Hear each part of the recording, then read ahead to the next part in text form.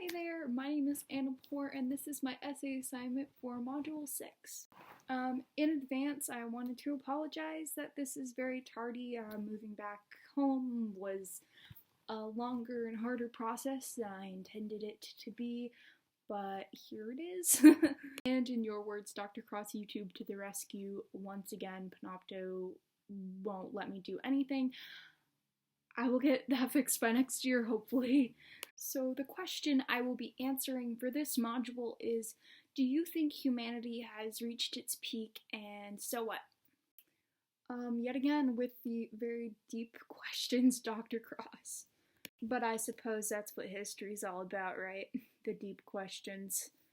So to start off quite simply, no, I do not think humanity has reached its peak. We are constantly making advancements every single day. We are constantly changing and evolving.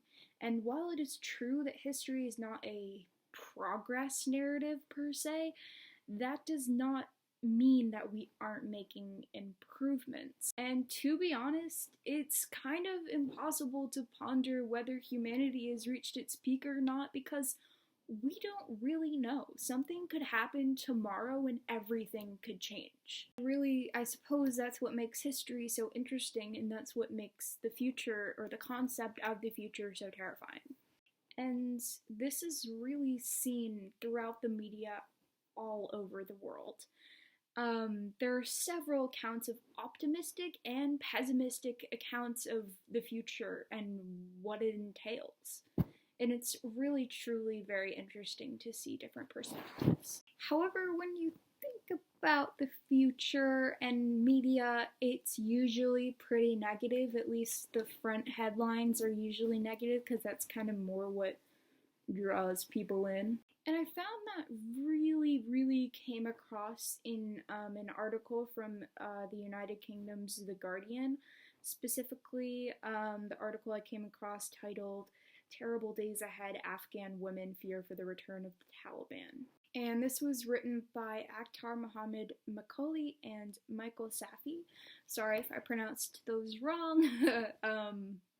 Yeah. So essentially, the article goes over the fear that millions of Afghan women have that the Americans and Joe Biden specifically, the president, recently announced that they will be pulling out of Afghanistan by September 11th. So no more American troops in Afghanistan by September 11th.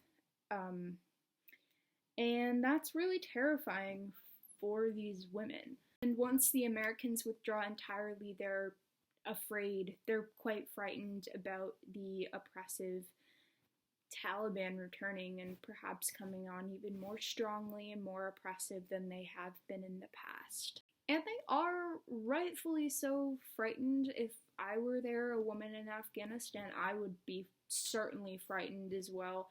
And there's also a quote that I think really sums this up very well from this article. And the quote reads as, "So, violence against civilians, especially women and children, has surged over the past year. According to the UN statistics released on Wednesday, and Taliban control of the country is greater than at any point in the past 2 decades. The benefits of an ongoing foreign military presence in the country are unclear."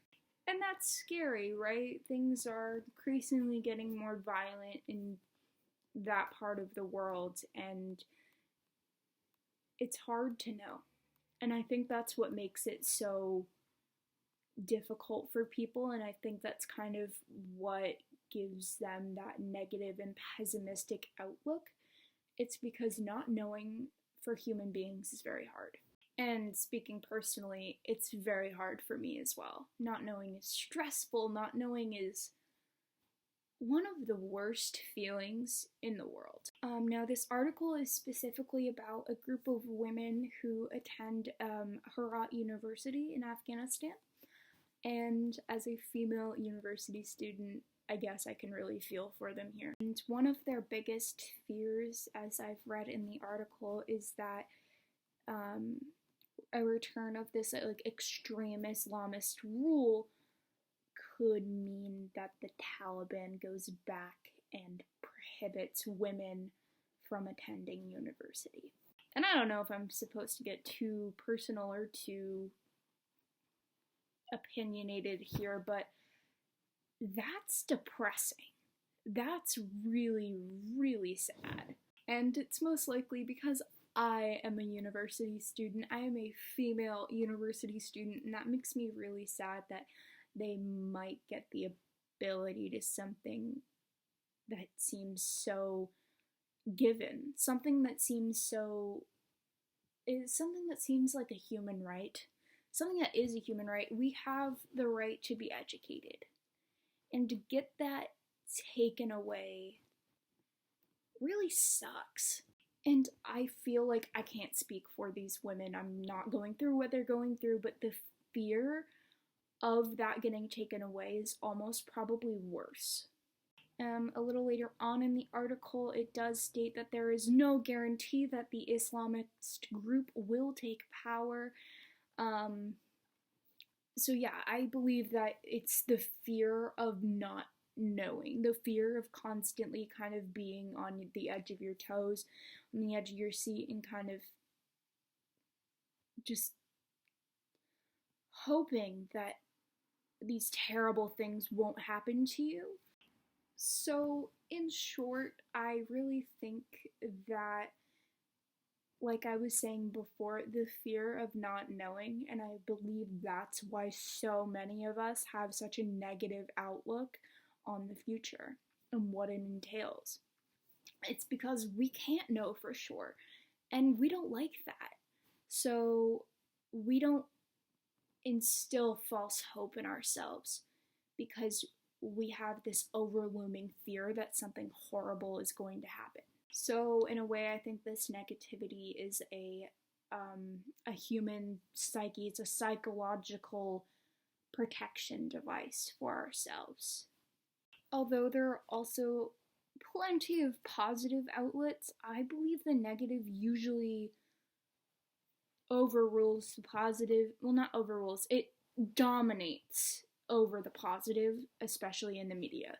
And this is no particular person's fault, it's just what's happened. It's just what the human mind has kind of allowed to happen. So anyway, to conclude things, humans, it's really impossible to know if we've reached our peak. Personally, I don't think we have. We're making improvements daily, and if you look at the past couple years, even the past 10 years, past 20 years, we've made ungodly achievements that we would have never felt possible. We would have never thought or conceived as possible, but they've happened. And it's really truly impossible to know. Me as a 19-year-old university student certainly doesn't have the exact answer to that, but I definitely have my own interpretation. We won't know what the peak of humanity was until we reach the end of humanity. And we may or may not know what the end of humanity is in our lifetime. We have no way of knowing. Anyhow, I think that wraps this up for this module assignment. Thank you so much for the watch. Yet again, sorry it's late, and thanks for a really awesome class. I hope to see you in some of my future classes. Thanks, Dr. Cross. Bye.